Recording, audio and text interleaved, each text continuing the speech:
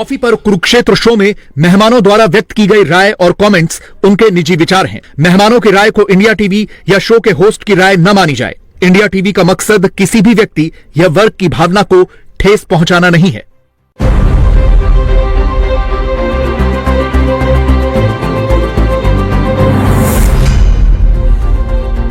नमस्कार, बहुत स्वागत व्यूअर्स आप सभी का। आप देख रहे हैं आपका प्रोग्राम कॉफी पर कुरुक्षेत्र, बातें जहां होती हैं बिल्कुल खुल्लम खुल्ला। मैं हूं सौरभ शर्मा, रोज की तरीके से आपके साथ, और आज करेंगे हम महाराष्ट्र की बात। कल शपथ ग्रहण होने वाला है। देवेंद्र फडणवीस को आज बीजेपी के विधायकों ने अपना नेता चुन लिया। मीडिया के सामने वो शिंदे साहब, अजीत पवार साहब आ गए। बड़ा हैप्पी फैमिली एटमॉस्फेयर दिख रहा था, लेकिन सिर्फ दिख ही रहा था, क्योंकि शिंदे साहब ने अभी तक क्लियर नहीं किया प्रेस कॉन्फ्रेंस में। मैं शाम को बताऊंगा डिप्टी सीएम बनूंगा कि नहीं बनूंगा। 2-3 बार सवाल हो रहा, भैया रुक जाओ, शाम को बताऊंगा, हमारी मीटिंग होगी उसके बाद बताऊंगा। तो इतने दिनों से कर क्या रहे हैं?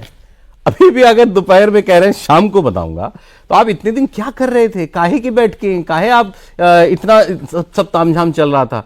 और फिर कल फडणवीस साहब गए उनके पास मिलने के लिए। आज उन्होंने कहा कि मैंने इनसे अनुरोध किया है कि सरकार में शामिल हो। इतने सबके बाद भी आप, जब 24 घंटे लगभग बाकी हैं शपथ ग्रहण में, तब भी आप जो है कुछ स्टैंड क्लियर नहीं कर रहे हैं अपना। इसका क्या मतलब है?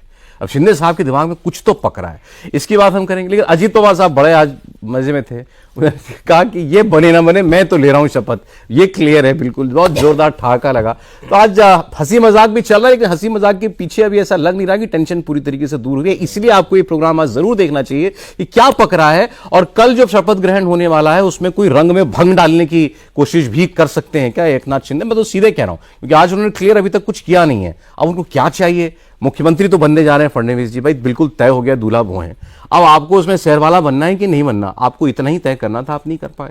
अब वो कौन सा मंत्रालय मिलेगा, आज मीटिंग करेंगे शाम को कि मंत्रालय कौन से होंगे और कौन से नहीं होंगे। फिर वो लिस्टें जाएंगी, फिर वो अप्रूव होंगी, फिर वो लोग उनमें से कल कोई शपथ लेंगे। ये सारे काम कम से कम बीजेपी के सिस्टम में ऐसे नहीं होते देखे हमने। सब कुछ व्यवस्थित होता है, तय होता है बिल्कुल। मतलब ये तो कभी नहीं देखा कि कल शपथ ग्रहण है और आज आप लाइव प्रेस कॉन्फ्रेंस में इस किस्म की बातें कर रहे हैं। तो इस सब की बातें आप आज होंगी, और आपको एक्चुअल क्या है, क्या कहानी पीछे की, वो आपको आज पता चलेगी। हमारे पॉलिटिकल एडिटर देवेंद्र पराशर हमारे साथ हैं। देवेंद्र, स्वागत आपका। समीर चौगांवकर साहब आ गए स्टूडियो में, सीनियर जर्नलिस्ट हैं सर, बहुत स्वागत आपका। और शांतनु गुप्ता जी मेरे दोस्त और लगभग सह होस्ट मेरे प्रोग्राम में हमारे साथ है। और आज से आपके लिए एक नई चीज की भी शुरुआत हम कर रहे हैं। ठीक 6:29 से, ठीक 6:29 से कॉफी पर कुरुक्षेत्र का रैपिड फायर राउंड शुरू होगा, जिसमें हमारे सारे पैनलिस्ट के पास सोचने का बहुत समय नहीं होगा। अब जो मन में है गट फील, वो आपको उसका उत्तर दे देना है। ठीक, अब ये इसकी आप लोग तैयारी कर लीजिए। पर्चा मेरे हाथ में, मैं दिखाऊंगा नहीं। ठीक, ऑलराइट, तो आइए शुरुआत करते हैं। कॉफी पर कुरुक्षेत्र क्या चाह रहे हैं शिंदे साहब? तो शाम को बताऊंगा। जैसे सर कल के शो में हम लोगों ने कहा था कि अभी भी शिंदे को कुछ उम्मीद है। तो वो उम्मीद इसी संदर्भ में थी कि जो उनकी डिमांड है, शायद बीजेपी का टॉप लीडरशिप उनके उस डिमांड के सामने झुके। और वो जो डिमांड है वो ये कि सीधे सीधे शब्दों में कहें तो वो ये चाहते हैं कि गृह मंत्रालय उनको दे दिया जाए। और बीजेपी के तरफ से इस बाबत कोई भी चर्चा ही नहीं की गई। तो पहली चीज़ ये कि शिंदे ने ऑफिशियली, आप इसे एक तरह से कहें कि वो कम्युनिकेट कर दिया उन्होंने कि हमें गृह मंत्रालय चाहिए। अब उनका आधार ये है कि अगर देवेंद्र फडणवीस जब डिप्टी सीएम थे तो देवेंद्र फडणवीस के पास गृह मंत्रालय था। अब अगर मैं डिप्टी सीएम हो रहा हूं तो मेरे पास गृह मंत्रालय आए। अब यहां तक तो उनकी बात ठीक है, लेकिन इससे अगर आगे देखें तो उनकी बात से एकदम आपको लगेगा कि ये तो इसका कोई मतलब नहीं है, राजनीतिक मतलब तो नहीं है। इस लिहाज से कि बीजेपी के पास जब डिप्टी सीएम था और गृह मंत्रालय था, तब भी बीजेपी के पास नंबर्स बहुत ज्यादा थे। ऐसा नहीं है कि आज शिवसेना शिंदे के पास नंबर्स ज्यादा हैं और तब भी उनको डिप्टी सीएम दिया जा रहा है। थे बीजेपी के पास 105 थे, और तब दिया गया था, इसलिए रखा गया था। दूसरी चीज ये है कि उनको कोई प्रशासनिक अनुभव नहीं था सरकार चलाने का। एक मुख्यमंत्री उनका डिप्टी सीएम बन रहा है जिसके पास तमाम अनुभव थे, तो उस लिहाज से सरकार चलाना एक चुनौती थी, वो गृह मंत्रालय दिया गया था। अभी फुल फ्लेजेड बीजेपी के पास इतने नंबर्स हैं, मुख्यमंत्री देवेंद्र फडणवीस, तो कैसे गृह मंत्रालय उनको दिया सकता है? समझना आपसे ये चाह रहा हूं कि ये गलतफहमी उनको क्यों है और क्यों नहीं दूर हो पा रही है गलतफहमी? ये 10 दिन और यही तो एक्सरसाइज चली होगी ना। इसके इन्फॉर्मेशन का उसी थोड़ा सा भी आगे बढ़ने, फिर उसके बाद जाएंगे कि गलतफहमी आई कहां से। तो इस बाबत उन्होंने, जो हमें सोर्सेज के द्वारा जानकारी मिली, बीजेपी में जब दिल्ली वो आए थे तो उन्होंने इस बात को कम्युनिकेट कर दिया है गृह मंत्री अमित शाह से, और उस पर क्योंकि कोई चर्चा ही नहीं की गई बिल्कुल से। मतलब होता है ना कि डिस्कशन का विषय बनाया जाता, दिया जाए नहीं दिया जाए, बीजेपी उसको डिस्कशन लायक भी नहीं मान रही। दूसरी चीज कि कल जब देवेंद्र फडणवीस गए थे, जैसा कि आपने बताया, तो देवेंद्र फडणवीस के जाने के बाद सोर्सेज के द्वारा हमें जानकारी मिली कि बाकायदा शिंदे ने देवेंद्र फडणवीस से यह कहा कि मैंने गृह मंत्री जी से कहा है कि गृह मंत्रालय मुझे दे दिया जाए। अच्छा, जाहिर तौर पर उनके इस कहने का मतलब ये नहीं था कि उनको सूचित करना हो चाह रहे थे, सूचित करना होता तो पहले कर चुके होते। वो एक एश्योरेंस चाह रहे होंगे कि क्या मुझे वो एश्योरेंस मिल रहा है। सोर्सेज के द्वारा जो हमें जानकारी मिली, फडणवीस जी से जानना चाह रहे थे। हाँ, कि शायद ये कह दें कि हाँ हम दिया जा रहा है। फडणवीस जी ने उस बात को ठीक तरीके से सुना भी नहीं है। तो आप समझ सकते हैं कि क्यों नहीं सुना है, उनका जवाब क्या था। तो इस जवाब को शिंदे को समझ जाना चाहिए था। आज भी वो इस बात को समझे नहीं है और उनको ये उम्मीद है कि शाम होते होते शायद उनको ये एश्योरेंस मिल जाए। और इससे पहले वो जो पॉलिटिकल टेंट्रम जिसको कहा जा सकता है, वो ये दिखा रहे हैं कि अगर ऐसा नहीं हुआ, खुल के नहीं बोल रहे हैं। शिंदे की एक खासियत ये रहती है कि, और समझा भी जा सकता है कि ऐसे कंडीशन में आप बहुत ज्यादा बोल भी नहीं सकते। नंबर्स आपका कोई ऐसा नहीं है जिसके चलते सरकार बननी या ना बननी हो, तो खुल के नहीं बोल रहे हैं कि अगर ऐसा नहीं हुआ तो मैं शपथ नहीं लूंगा। लेकिन उस तरह की मैसेजिंग करा रहे हैं कि अगर ऐसा नहीं हुआ, हमने तो एक डिमांड की है, उसके बारे में अभी तक कोई एश्योरेंस नहीं मिला, फिर मैं क्या करूं, फिर कैसे मैं शपथ लेने के बारे में बीजेपी को सीधे सीधे कम्युनिकेट करना चाहिए था। ऐसा नहीं होता क्या? एक आदमी आपसे एक मांग रखी, आप उसको हाया ना करो। वो उस लिहाज से बीजेपी ने उसको इतना तवज्जो नहीं दिया, क्योंकि इस लायक ही डिमांड नहीं थी कि इसको तवज्जो भी दिया जाए बीजेपी के नेताओं की नजर में। अब निश्चित तौर पर करना होगा, आज रात में करना ही करना होगा वो। और आज भी जब दिल्ली में बीजेपी के बड़े नेताओं की तरफ से हमने टटोला तो उसमें यही कहा गया था हमें कि मंत्रिमंडल का स्वरूप कितना होगा। मेरा सीधा सीधा ये पूछना था, मैंने पूछा कि कितने लोग शपथ लेंगे। वो ये कहना था कि शाम तक रुकिए, तब उसके बाद तस्वीर साफ हो पाएगी।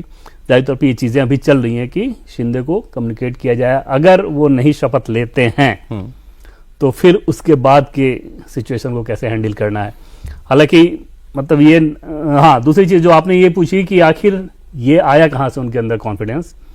एक तो उनको ये लगता है कि ये जो मैंडेट है, उस मैंडेट में लाड़की योजना का बहुत असर है और वो उनकी योजना है, मेरी स्कीम है। हाँ, मुख्यमंत्री में आज ही प्रेस कॉन्फ्रेंस में मैंने लाडली बहनों को बुलाया है। हाँ, पूरा और जैसा कि पहले हम लोग कॉफी शो में चर्चा कर चुके थे कि प्लानिंग तो ये थी कि कई अलग अलग जिलों से उस समय बुलाया जाए, जब मुख्यमंत्री बनने को लेकर कवायद चल रही थी कि बहनें आएं और बीजेपी के ऊपर प्रेशर बन जाए कि अरे महिला शक्ति तो उधर है तो फिर ये करना चाहिए। तो वो उस सारे बैकग्राउंड में देखें तो अभी उनको ये लगता है। तो उस कंडीशन में वो ये चाह रहे हैं कि अगर मुख्यमंत्री एकदम से चाह रहे थे, और शिवसेना के लोगों का पूरी तरह से मानना है कि शिंदे जी ये मान रहे हैं कि मेरे साथ अन्याय हुआ है, मुझे मुख्यमंत्री दिया जाना चाहिए, ये मैंडेट मेरे मुख्यमंत्री मेरे नेतृत्व में ये हुआ है, चुनाव मेरे नेतृत्व में गया। ये अलग बात है कि बार बार बीजेपी के नेताओं की तरफ साफ किया जा रहा था कि चुनाव के बाद महायुति के नेता बैठ के तय करेंगे कि अगला मुख्यमंत्री कौन। हुआ भी यही। बीजेपी और इनके बीच की बातचीत में कहीं कोई गफलत या गलतफहमी की गुंजाइश नहीं थी? बिल्कुल नहीं। वो आप अंडरस्टूड कर लें तो वो अलग बात है। जैसे एकदम से क्लियर किया गया था और बार बार क्लियर किया गया कि जब चुनाव इलेक्शन रिजल्ट आ जाएगा उसके बाद महायुति के नेता बैठ के डिसीजन लेंगे कि मुख्यमंत्री कौन होगा। उसमें कहीं से कुछ ये नहीं था। बाद में क्लियर कर दिया गया कि मुख्यमंत्री हमारा होगा, एकदम से क्लियर कर दिया कि मुख्यमंत्री बीजेपी का होगा।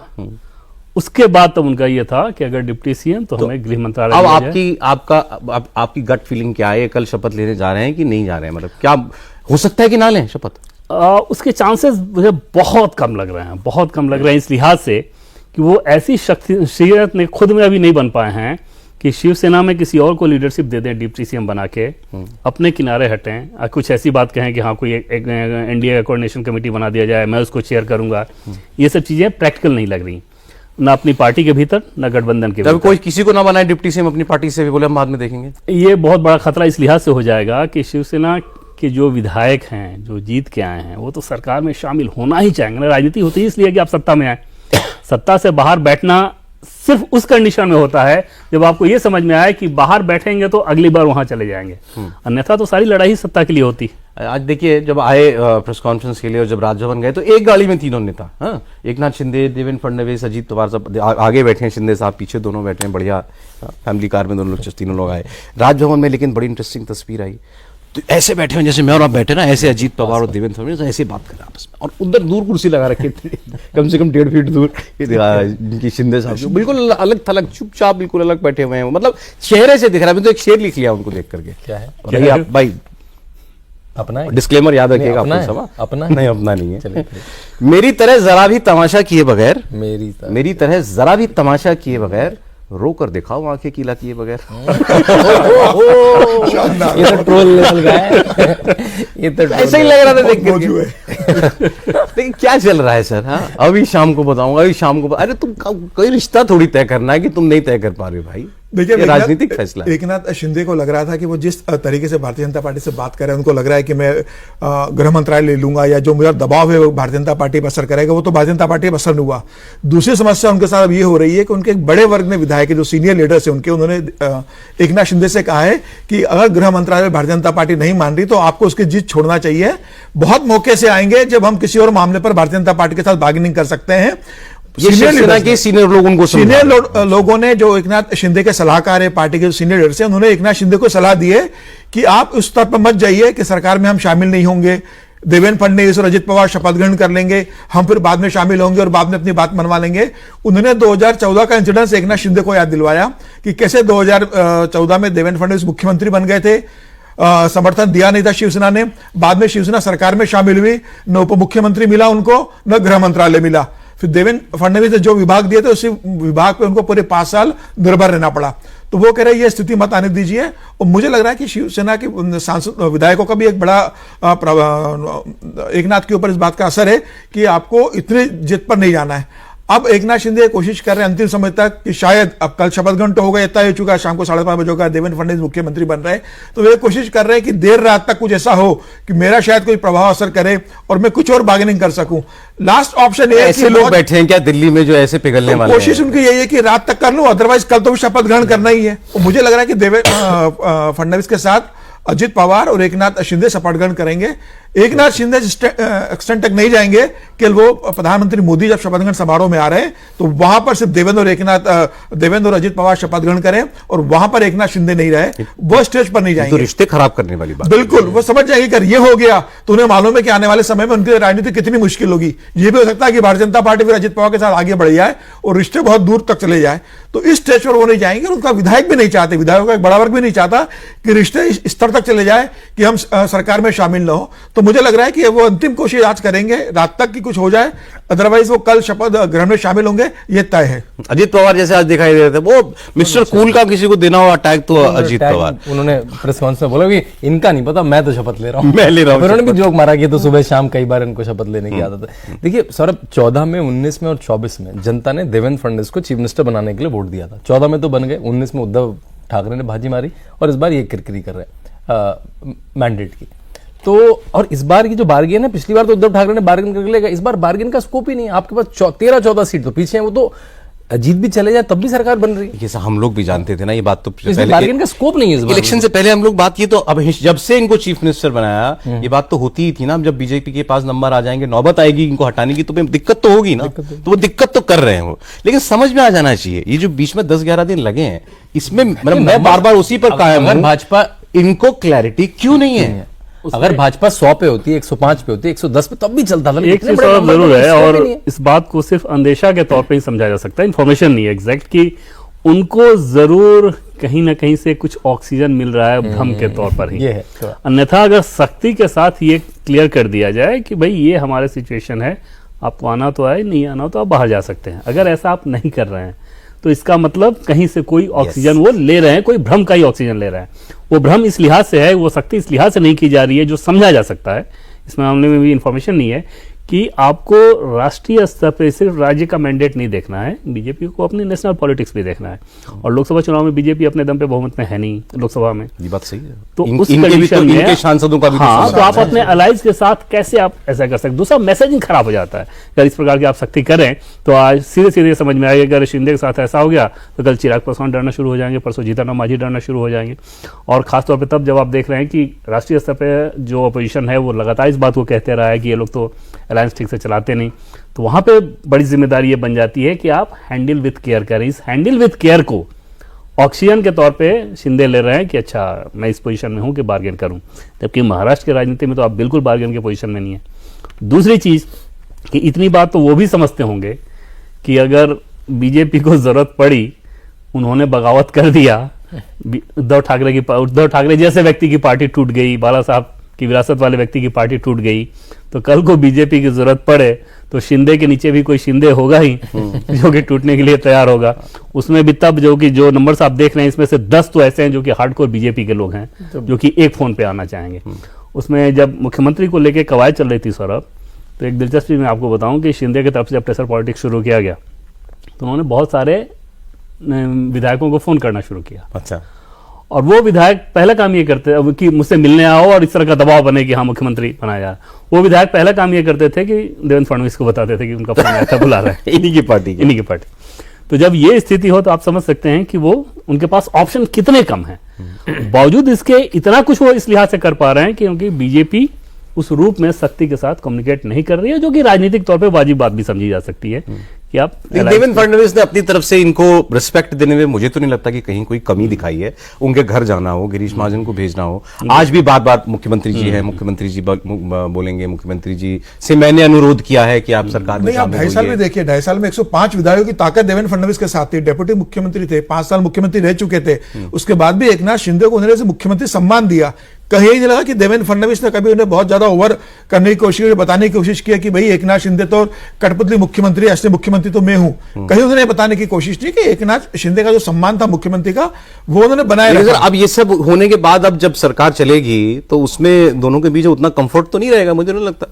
नहीं, बिल्कुल नहीं रहेगा, क्योंकि एकनाथ शिंदे इस बात को भी बहुत लंबे समय तक स्वीकार नहीं करेंगे कि वो डेप्यूटी और उन्हें अब देवेंद्र फडणवीस के अंडर काम करना पड़ रहा है। वो देवेंद्र फडणवीस से बताएंगे कि मैं 5 साल मुख्यमंत्री रहा हूं और आप दोनों मेरे अंडर काम कर चुके हो और अब मैं मुख्यमंत्री हूं 132 विधायकों के साथ और अब आप डेप्यूटी हो। तो 2.5 साल देवेंद्र ने जिस तरीके से इतने बड़ी पावर होने के बाद भी उप मुख्यमंत्री के रूप में उनके अंडर काम किया, तो अब एकनाथ शिंदे को भी बात समझनी होगी कि आपके पास 27 एमएलए है और भारतीय जनता पार्टी के देवेंद्र फडणवीस मुख्यमंत्री है।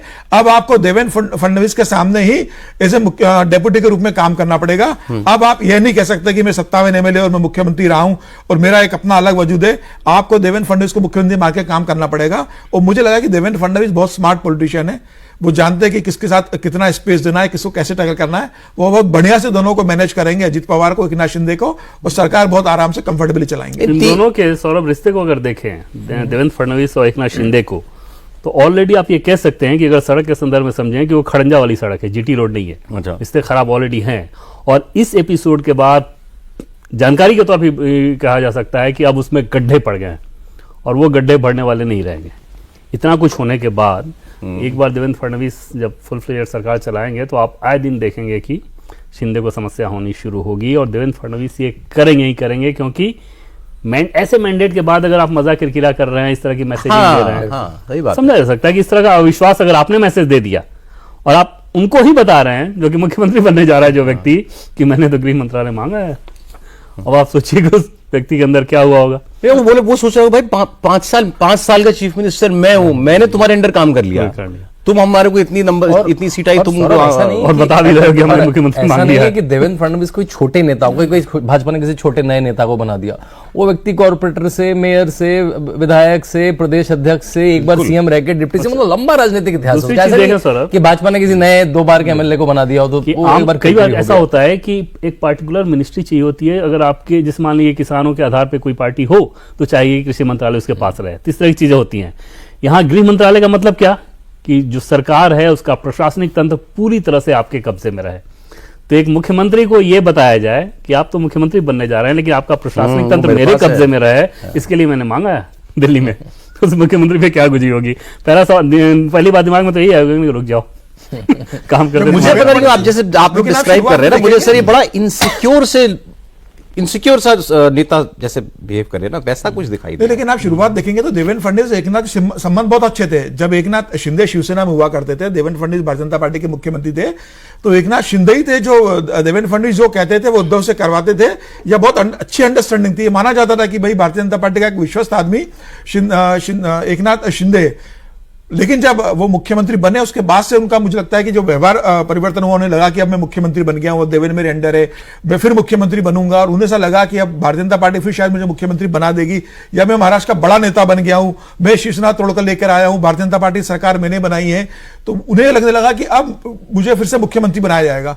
लेकिन देवेंद्र फडणवीस महाराष्ट्र की राजनीति के देवेंद्र फडणवीस है, वो भले ही वो आपके डेप्यूटी रहे 105 विधायकों के साथ भी, और ये मैंडेट तो भारतीय जनता पार्टी का मैंडेट है ये आप ये नहीं कह सकते कि भाई आपकी लाडली बहनी योजना के कारण आया है। वो कन्विंस्ड है इस बात से, मुझे भी आपने संघ का ये मेरी जीत ही मेरी वजह से हुई है। बार बार बोल रहे हैं, उन्होंने इंटरव्यू भी कहा, लेकिन संघ का संगठन है, प्रधानमंत्री मोदी का चेहरा, अमित शाह के उसमें राजनीति है, देवेंद्र फडणवीस की मेहनत है पूरे 5 साल की, तो आप सिर्फ ये कहते हो कि लाडली बहना ने आपको इतना बड़ा मैंडेट दिया, ये ठीक नहीं मैं है। लाडली बहना पे एक बात करना चाहूंगा। देखिए, डायरेक्ट कैश ट्रांसफर वो नरेंद्र मोदी की देन है इस भारत को, कि अगर झारखंड सरकार भी करती है तो कैसे करती है? जैम 20 से करती है कि आपके पास जनधन अकाउंट है, आपके पास आधार है, आपका मोबाइल इसलिए जा पा रहा है। तो नरेंद्र मोदी की बेस पे है, वो भाजपा की स्कीम है स्टैंडर्ड कैश ट्रांसफर करना, उन्होंने लागू कर दी एक नाम लगा के, तो उनकी स्कीम नहीं हो गई। मैं कह रहा हूं हो भी, अगर हो भी मान लेंगे और उस स्कीम का बहुत योगदान हो, स्वीकार भी कर लेते हैं, भाई डायनेमिक्स बदल गई यार। चुनाव लड़ा आपने साथ में, नंबर है, जिसके पास है सो है। आपके 70 एमएलए होते तो यहां दूसरी सिचुएशन हो जाती। और ये भी तब जबकि ऑलमोस्ट बहुमत, अकेले दम पे बहुमत के करीब बीजेपी खुद है। उस कंडीशन में दुनिया की कोई भी पार्टी अफोर्ड कर सकती थी कि मुख्यमंत्री की जिम्मेदारी की ऐसा तो नहीं तीसरे नंबर पर चले जाएंगे। आई मीन जो सरकार चलेगी उसमें, क्योंकि बड़ी बढ़िया सी टीम ट्यूनिंग लग रही है अभिजीत पवार और देवेंद्र वो निश्चित तौर पर तीसरे नंबर पर ही रहेंगे, इसमें कोई डाउट नहीं है। उसमें एकदम से भ्रम मत रहिए कि अब उनकी स्थिति, अगर ये डिप्टी सीएम शिंदे बन भी जाते हैं, जो कि शायद बने ही बने, तो नहीं बनते हैं तो 2 खतरा होगा। पहली बात तो ये कि जो बनेगा वो अब शिवसेना का नेता होगा। डिप्टी सीएम हो, सरकार अगर सत्ताधारी पार्टी सरकार में शामिल है तो फिर जो डिप्टी सीएम या सीएम चेहरा वही होता है। तो नया जो बनेगा, अगर उदय सामंत मान ली उनके बहुत भरोसे हैं, या इस तरह किसी को बनाने हैं या बेटे को ही बनाए, तो बेटे को बनाए तो नैरेटिव बहुत खराब होगा कि आदित्य ठाकरे और उद्धव ठाकरे की यही आलोचना करते थे, आप वही कर रहे हो। दूसरा, बेटे को तो और कुछ नहीं समझ में आएगा देवेंद्र फडणवीस के सामने। आपका तो एक स्ट्रेचर भी है कि हाँ आप पूर्व मुख्यमंत्री हो, बेटे को क्या समझ में आएगा? फिर देवेंद्र फडणवीस अपने हिसाब से चलाएंगे, तो वो तो समस्या आनी ही आनी है। और अजीत पवार पहले से इनसे खार खाए रहते हैं। देवेंद्र फडणवीस के साथ पिछली सरकार के 2.5 साल में ऑलरेडी देवेंद्र फडणवीस बहुत कंफर्टेबल नहीं है, ऐसा हमें बताया जाता है। इन दोनों बैकग्राउंड में इस एपिसोड को अगर जोड़ दें तो समझिए कि इनके सामने स्थिति कितनी मुश्किल होने जा रही है। और खासतौर पर तब जब ये नैरेटिव इस मैंडेट में कहीं नहीं दिख रहा है कि आप किसी मराठा पॉकेट में जीत गए हो या अक्रॉस द स्टेट पार्टी को सफलता हासिल हुई, महायुति को सफलता हासिल हुई है, वहां पे इस तरह की चीजों को करना कि हाँ गृह मंत्रालय दे दीजिए, कोई भी मुख्यमंत्री बर्दाश्त नहीं करता। शिंदे इसलिए बर्दाश्त किए क्योंकि उनको 2 चीज मिल रहे थे। एक तो इतने कम नंबर्स रहते हुए आप मुख्यमंत्री बन रहे हैं, प्लस आपको एक पार्टी दी जा रही है। आपको एक पार्टी दी जा रही है, बहुत इंपॉर्टेंट है कि ये लो पार्टी सिंबल के साथ इतना कुछ आपको मिल रहा हो तो उसके बाद आप क्या ही शर्त रख लेंगे? वो तो उसी में खुश थे क्या? आपने लेकिन जो ऑक्सीजन वाली बात की ना, कि कोई कहीं से ऑक्सीजन मिल रही है जिससे इनकी उम्मीदें बढ़ रही हैं लगातार। और इसमें एक चीज है सौरभ, जैसे बीजेपी के भीतर ये तो चलते ही रहता है ना कि देवेंद्र फडणवीस के विरोधी भी एक खेमा है जो देवेंद्र फडणवीस के बढ़ते हुए कद को रोकना चाहता है। देवेंद्र फडणवीस बहुत से आप कहें कि इजी गोइंग पॉलिटिशियन नहीं है, स्पाइन वाले हैं। वो कई सारी चीजों को मना भी करते हैं, मना कर सकते। जैसे आज भी आपने संबोधन में सुना होगा तो वो कह रहे हैं कि 4 बातें हमारी मन की होगी, 4 बातें हमारी मन की नहीं होगी। वो सीधे सीधे कम्युनिकेट कर रहे हैं, चाहे एलआईसी के लोग समझें या पार्टी के लोग समझें। तो उस कंडीशन में इस तरह का नैरेटिव चलता है कि बीजेपी के भीतर भी एक खेमा है क्योंकि देवेंद्र फडणवीस को नहीं चाहता। वो इनको पंप कर रहा है, लगे रहो हो जाएगा। हाँ, जैसे महाराष्ट्र के पॉलिटिक्स के हिसाब से देख ले, जैसे ऐसा कहा जाता है कि विनोद तावड़े जो कि पार्टी के राष्ट्रीय महासचिव हैं, उनके साथ इनके इक्वेशन बहुत अच्छे नहीं बताए जाते हैं, इस तरह की चर्चा होती है, हकीकत पता नहीं जो हो। तो ऐसे कंडीशन में आप समझ सकते हैं कि कहीं से वो उनको ऑक्सीजन ये मिल रहा हो या वो खुद मान रहे हो कि अगर मैं इस तरह से अड़ूंगा तो शायद वहां से हमारे साथ कुछ सपोर्ट मिलेगा, कुछ ऑक्सीजन मिलेगा। ऐसा दूर दूर तक नहीं होने जा रहा है और बीजेपी में तो ऐसा बिल्कुल नहीं होता। जितना स्मूथली आपको ये मालूम हो कि डिसीजन मेकर 2 ही हैं और टॉप के 2 बैठे हुए हैं और उन्होंने डिसीजन ले लिया, और ऐसा नहीं है कि वो एक बार लिया है, वो काफी पहले से हो उनके दिमाग में रहा होगा। कितना स्मूथली हुआ। जो भी नाम सोशल मीडिया पे आप 1-2 नाम चर्चा करते होंगे, बकवास के अलावा कुछ नहीं था। दूर दूर तक कहीं कोई चर्चा तक नहीं थी कि देवेंद्र फडणवीस के अलावा किसी और नाम पर भी विचार होना चाहिए किसी भी लेवल पे। चुनाव से पहले से यह तय था कि बीजेपी को नंबर 90 से 95 अगर आए, सरकार बनाने की स्थिति हो तो देवेंद्र फडणवीस मुख्यमंत्री होंगे। जब इतनी क्लैरिटी हो तो फिर कैसे संभव है कि या तो मुख्यमंत्री दे दिया जाए, मुख्यमंत्री नहीं दे रहे तो गृह मंत्रालय दे दिया जाए। नरेश दादा, एक मिनट, कुछ अभी तस्वीरें आ रही हैं। देवेंद्र फडणवीस शायद एकनाथ शिंदे से मिलने के लिए पहुंचे हैं और व्यूअर्स आपको विजुअल्स हम दिखाएंगे। क्या खबर है जरा एक बार डिटेल में आपको हम व्यूअर्स को बता देते हैं अभी, क्योंकि राज्यपाल से मुलाकात करने के बाद अब ये बचता कुछ नहीं था। महायुति की बैठक होनी थी, यही बताया था उन्होंने, और तीनों लोग नेता बैठेंगे और डिसाइड करेंगे कौन मंत्री बनेगा। तो वो बैठक अब शुरू होगी क्या, ये हमको देखना पड़ेगा। ये देखिए फडणवीस साहब जो है शायद वो मिलने जा रहे हैं एकनाथ शिंदे से आगे। हाँ ठीक, आगे बैठे हुए देवेंद्र फडणवीस मुलाकात करने के लिए जा रहे हैं एकनाथ शिंदे से। ये होगी वो अहम बैठक जिसमें तय होगा कि आगे कल क्या होने जा रहा है, वो बनेंगे कि नहीं बनेंगे डिप्टी सीएम, कौन कौन से मंत्री जो हैं वो शपथ लेंगे। तो ये अभी की तस्वीर थी, ये सब भी मतलब नॉर्मल जैसा हम देखते हैं हैपनिंग। वो सौरभ सोचिए, too late to close for बिल्कुल, और ये तब हो रहा है जबकि ऑलरेडी जैसे दोपहर तक ये तय कर लिया गया था कि लगभग 26 कैबिनेट मंत्री शपथ लें। कैबिनेट मंत्री नंबर भी आ गया था, नंबर 12 बीजेपी के, 7 शिंदे, 7 अजित पवार। 7 शिंदे का मतलब ये नहीं कि आगे भी उनका साथी रहेगा, मतलब उसमें आइडिया है कि 9 या 10 भी जा सकता है। लेकिन जो अजित पवार की भी कोशिश ये थी कि भाई गैप ज़्यादा नहीं होना चाहिए और बराबरी पे दिखे, तो इन सारे मैसेजिंग को ध्यान में रखते हुए 12-7-7 का फॉर्मूला भी दोपहर तक कर लिया गया था। लेकिन शिंदे क्योंकि अपना एक अलग सा राग सुना रहे हैं, तो वहां पे समझ सकते हैं आपकी बीजेपी के महाराष्ट्र की तो छोड़िए, बीजेपी के टॉप लीडरशिप जो दिल्ली में बैठे हैं उनके लिए भी एक एक्सरसाइज चल रहा है। अच्छा, वो उन्होंने कहा साहब शाम को बताऊंगा मैं डिप्टी सीएम बनूंगा कि नहीं बनूंगा। किससे बात करके बताओगे भाई? अपने लोगों से बात करने, तुम अपने लोगों से बात कर रहे थे, बात कर चुके हैं। फिर किससे कल पूछ के रात को बताना बात था हो चुकी है, उनको? परसों बात हो चुकी है। ठाणे में लेके अपने नेताओं से लगातार बात कर रहे हैं। दीपक केसरकर से उनकी लगातार बात हो रही है, उनके अपने उदय सावंत से बात हो रही है, सारे नेताओं से बात कर रहे हैं। एकनाथ शिंदे इस बात को अभी तक एक्सेप्ट नहीं कर पा रहे कि भारतीय जनता पार्टी का मुख्यमंत्री बन गए हैं, देवेंद्र मुख्यमंत्री बन गए हैं और अब बड़े विभाग भी देवेंद्र फडणवीस के पास रहने वाले हैं। कोई चूटी काटे फिर जाके कोई उनको जोर से, तब उनको अब एहसास उनकी होगा। कोशिश है कि और बस नंबर दिखाएं एक बार दोबारा से कम इलेक्शन गृह में मंत्रालय लेके मैं ये बता सकूं कि भाई भले ही मैं मुख्यमंत्री बना, लेकिन मैंने अपनी जीत पर भारतीय जनता पार्टी के शीर्ष नेतृत्व से मेरे इतने अच्छे संबंध है कि मैंने गृह मंत्रालय ले लिया। बस वो उसमें अड़े हुए हैं कि गृह मंत्रालय मिल जाए तो मैं अपनी नाक उद्धव बचा लूं। ठाकरे ने झूठा कहा था अमित शाह को, अंजाम वो जानते हैं। बिल्कुल बिल्कुल यही तो हुई तो बात केवल। बिल्कुल सही बात। नहीं, और वो भी ऐसा तो है नहीं कि बहुत गाली गलौज हो गई, ऐसा तो कुछ नहीं हुआ। बिल्कुल। भाई इतना बोला कि ये झूठ बोल रहे हैं, मैंने ऐसा कहा था। और वो भी उद्धव ठाकरे, वो भी जिस नेता से मतलब ईगो क्लेश कर रहे हैं वो देवेंद्र फडणवीस है, जो महाराष्ट्र का सबसे बड़ा नेता। आप देखिए देवेंद्र फडणवीस किसी, अगर 5 साल का देखेंगे, देवेंद्र फडणवीस मुख्यमंत्री नहीं रहे लेकिन 2 प्रदेश अध्यक्ष रहे। चंद्रकांत दादा पाटिल रहे और अभी चंद्रकांत बावनकुले अध्यक्ष है। सारे डिसीजन देवेंद्र फडणवीस प्रदेश के ले रहे थे। चुनाव प्रचार अभियान पूरा देवेंद्र फडणवीस का रहा। कहीं प्रदेश अध्यक्ष का रहा क्या चुनाव प्रचार में या टिकट डिस्ट्रीब्यूशन में, या कहीं चंद्रकांत बावनकुले आए? 23 तारीख को जब परिणाम आया तो फोन गया प्रभारी के पास, भूपेन्द्र यादव के पास, कि देवेंद्र फडणवीस पीसी लेंगे। तो देवेंद्र फडणवीस के सामने आकर पहले पीसी ली, प्रदेश अध्यक्ष नहीं ली उस बात को लेके।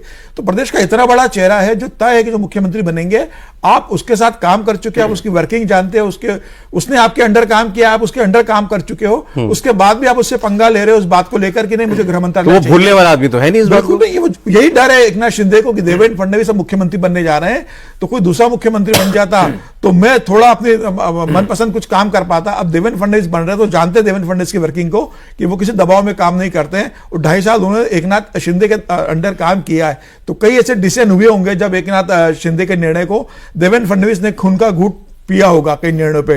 तो अब देवेंद्र फडणवीस का समय है। आप मतलब ये वो नेता है 44 साल की उम्र में जो मुख्यमंत्री बन गया, और जो कहानी बताई जाती है उस वक्त की जब ये बात आई कि भाई बीजेपी को मैंडेट मिल गया तो किसको बनाए मुख्यमंत्री, कौन होना चाहिए, तो प्राइम मिनिस्टर ने ये पूछा कि भाई कौन ऐसा व्यक्ति है जो शरद पवार जैसे नेता के सामने भी दबदबे के साथ काम कर सके। मैंडेट के बाद ही नहीं, जब वो मैंडेट लाने की तैयारी चल रही थी कि पहले लोकसभा, फिर जनवरी की बात है, 2014 जनवरी की बात है ये, और 2013 में नवंबर में पीएम फुल फ्लेजेड घोषित हो गए थे, पीएम उम्मीदवार नरेंद्र मोदी। तब 2014 जनवरी में बीजेपी के जो संगठन मंत्री हैं हर राज्य के, उनको उन्होंने गांधीनगर बुलाया था, बारी बारी से बुला के सारे स्टेट की स्ट्रेटजी करते थे कि हाँ भाई क्या करना है, कैसे करना है। उसमें लोकसभा के साथ साथ वो आगे विधानसभा की प्लानिंग उस समय कर रहे थे। तो वहां पे उन्होंने पूछा, जो महाराष्ट्र के तत्कालीन संगठन महामंत्री थे रमेश भूसानी, उनसे उन्होंने पूछा कि महाराष्ट्र का कौन सा ऐसा नेता है बीजेपी का जिसमें ये 2 चीजें हों। पहली बात ये कि वो शरद पवार के प्रभाव में ना आए, उनके डर में ना आए, उनके इन्फ्लुएंस में ना आए। दूसरी चीज कि उसके अंदर ये ख्वाहिश ना हो कि हमको शरद पवार को उपकृत करना है, ओबलाइज करना है कि हमारा पीआर उनसे अच्छा हो जाए।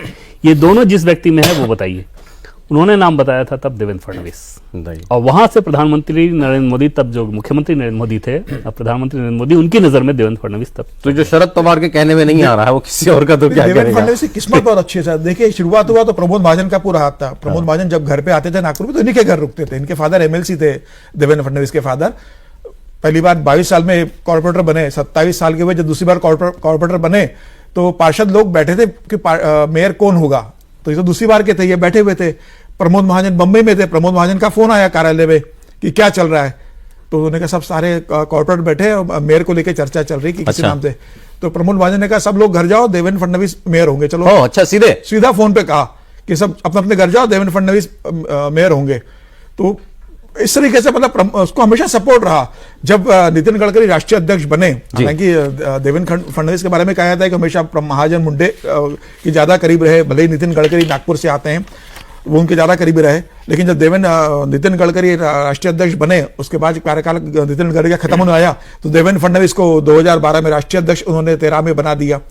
तो देवेंद्र फडणवीस पे हमेशा मतलब सभी नेताओं का आग्रह, प्रमोद महाजन का रहा, गोपीनाथ मुंडे का रहा, नितिन गडकरी ने उन्हें पसंद किया, राजनाथ सिंह ने उन्हें पसंद किया, 2014 में प्रधानमंत्री मोदी जब आए तो मोदी ने उन्हें पसंद किया।